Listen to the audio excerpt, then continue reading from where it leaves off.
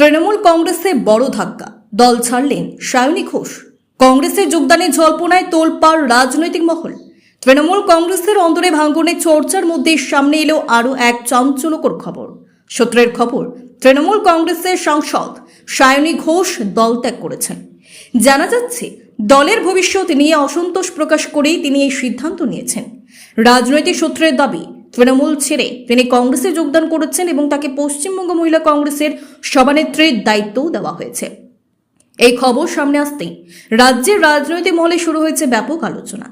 রাজনৈতিক পর্যবেক্ষকদের একাংশের মতে সাম্প্রতিক সময়ে তৃণমূল কংগ্রেসকে ঘিরে নানা জল্পনা কল্পনার মধ্যে সায়নী ঘোষের এই পদক্ষেপ বড়সড় বার্তা বহন করতে পারে। বিরোধী শিবিরের দাবি, দলের অন্তরে অসন্তোষ বাড়ছে এবং সেই কারণেই একের পর এক নেতা নেত্রী তৃণমূলের সঙ্গে দূরত্ব বাড়াচ্ছেন। মমতা বন্দ্যোপাধ্যায়ের কঠিন সময় দলের একের পর এক পরিচিত মুখ সরে যাওয়ার জল্পনা ঘিরে রাজনৈতিক উত্তাপ ক্রমশ বাড়ছে। এখন নজর রয়েছে এই বিষয়ে আনুষ্ঠানিক প্রতিক্রিয়া ও পরবর্তী রাজনৈতিক সমীকরণের দিকে।